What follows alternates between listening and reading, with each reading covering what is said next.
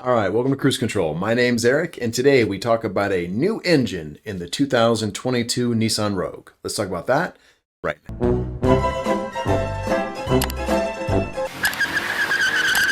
Gone is the 2.5 liter naturally aspirated 180 some odd horsepower, 0 to 60 in 8 and some odd seconds. Now this thing is going to go down to 7 seconds, 0 to 60 because it has a 1.5 liter turbo 3-cylinder. That's right, it's a 3-cylinder, making over 200 horsepower and over 220 foot-pounds of torque.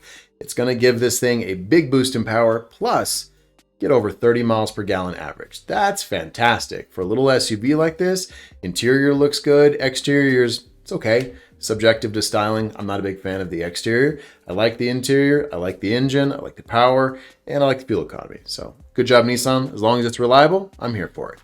Is this going to be on your guys' shopping list? Leave your comments down below. My name's Eric. This is Cruise Control. Thank you for watching.